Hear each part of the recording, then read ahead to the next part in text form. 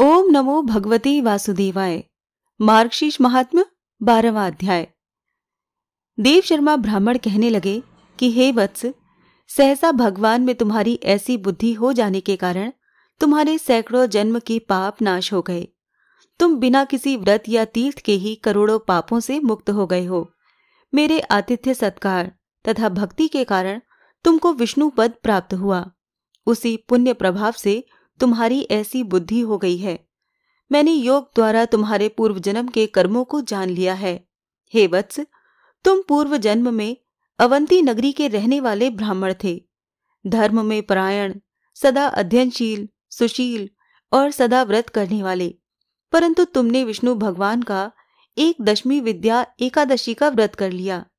इसी से तुम्हारे समस्त पुण्य नष्ट हो गए। जैसे शूद्रा का पति होकर ब्राह्मण नष्ट हो जाता है, वैसे ही तुम्हारे सब पुण्य नष्ट हो गए। कई हजार वर्ष तक तुमको नरक यातना भोगनी पड़ी।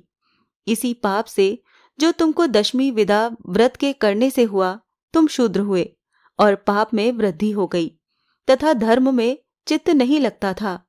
विदर्भ नगर में तुम्हारी लड़की का लड़का रहता है। उसने विधि पूर्वक एकादशी का व्रत किया और अखंड एकादशी के व्रत का पुण्य उसने तुमको दिया। इसी से तुम्हारी बुद्धि धर्म में हो गई और पापों का नाश हो गया। उस एकादशी के पुण्य प्रभाव से यमराज ने दशमी विद्या एकादशी के पाप को और 10,000 पूर्व जन्मों के पापों को मिटा दिया है। इस प्रकार वो शूद्र और देव शर्मा ब्राह्मण दोनों बातचीत कर ही रहे थे कि स्वयं भगवान वहां पर आकर उपस्थित हो गए और कहने लगे, हे शूद्र, तुम्हारा स्वागत हो। मैं तुम पर अति प्रसन्न हूं। तुमने ब्राह्मण का आतिथ्य सत्कार किया, इससे तुम्हारे सब पाप नाश हो गए। तुम्हारे नाती से किए गए एकादशी के व्रत के प्रभाव से दशमी विद्या पाप नाश हो गया और उस पुण्य के द्वारा तुम्हारा उद्धार हो गया। तुम अपनी पत्नी सहित गरुड़ पर सवार हो जाओ। ऐसा कहकर देवाधिदेव भगवान विष्णु ने उनको अपने विमान पर बिठाया और हे राजन, शूद्र शरीर से तुम स्वर्ग को गए और देव शर्मा ब्राह्मण तीर्थराज प्रयाग को गए। सो हे राजन, जो कुछ तुमने पूछा था उसका उत्तर मैंने दिया। अखंड एकादशी के व्रत के पुण्य से तथा अतिथि सत्कार से तुमको भगवान की भक्त और पतिव्रता स्त्री मिली और निष्कंटक राज्य भी मिला। ये कथा सुनकर राजा वीरबाहु बोले, हे ब्राह्मण, विष्णु भगवान को प्रसन्न करने वाली अखंड एकादशी की व्रत की विधि अच्छी तरह से कहिए। ऋषि कहने लगे, हे नृपश्रेष्ठ, पवित्र एकादशी के व्रत की विधि जो पहले भगवान विष्णु ने नारद जी से कही थी, मैं तुमसे कहता हूं। अब आप सुनिए। सुंदर उद्यापन विधि भी कहूंगा। मार्गशीर्ष आदि मासों में एकादशी के दिन इस पवित्र अखंड एकादशी का व्रत करना चाहिए। दशमी के दिन शाम को सूर्यास्त के पहले भोजन करना चाहिए। एकादशी के दिन उपवास करना चाहिए तथा द्वादशी को एक बार भोजन करना चाहिए। इसको अखंड एकादशी व्रत कहते हैं। सूर्य नारायण के मंद प्रकाश होने पर उसको नक्त भोजन कहते हैं, परंतु रात्रि का भोजन करने पर नक्त भोजन नहीं कहते। कांसे के पात्र में भोजन, मांस का भोजन, मसूर, चना, कद्दू, शाक, मधु, दूसरे का अन्न, 2 बार भोजन, मैथुन, इन 10 कर्मों को विष्णु भक्त दशमी को कभी न करे। हे राजन, ये दशमी की विधि है। अब एकादशी की विधि सुनिए। अनेक बार जल पीना, हिंसा, अशौच, मिथ्यापान, लकड़ी का दातुन, दिन में सोना, मैथुन, जुआ खेलना, खेल कूद करना, रात्रि में सोना, पतितों से भाषण, ये 11 कर्म एकादशी के दिन विष्णु भक्त कदापि न करे और भगवान से ये प्रार्थना करें, हे केशव, आपकी प्रसन्नता के लिए मैंने आज रात्रि तथा दिन के लिए ये नियम किया है। हे देवेश, आज मेरे लिए स्त्री सुख और भोजन सुख नहीं होगा। इन दोनों का मैंने परित्याग किया है। परंतु हे पुरुषोत्तम, यदि स्वप्नावस्था में विकलता में भोजन या मैथुन हो जाए या दंतों में उच्छिष्ट अन्न लगा रह जाए तो उसको क्षमा करना।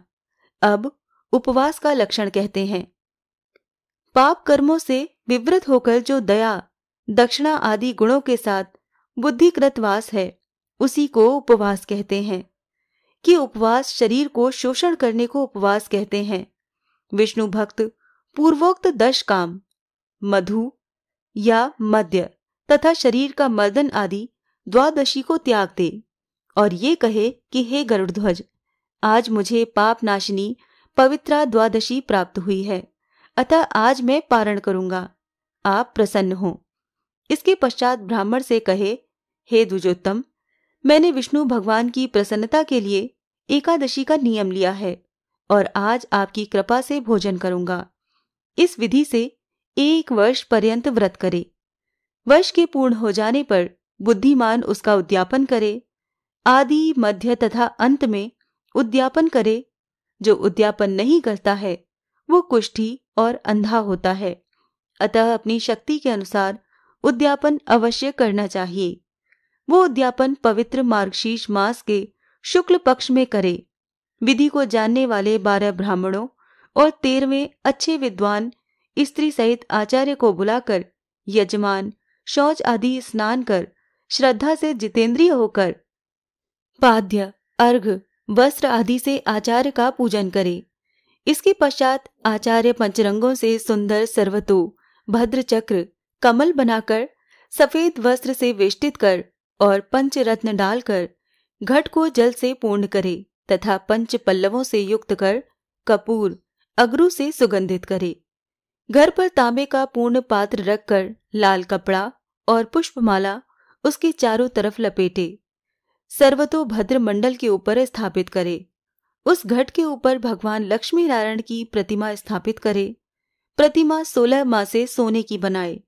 वाहन तथा शस्त्र से युक्त तथा 4 अंगुल प्रमाण की होनी चाहिए, अथवा जैसी शक्ति हो वैसी ले लें, परंतु धन रहने पर कंजूसी न करें। मूर्ति स्थापित कर मंडल में 12 मासों के देवताओं की स्थापना करें और अखंड एकादशी व्रत के निमित्त उनके स्वामियों की पूजन करें।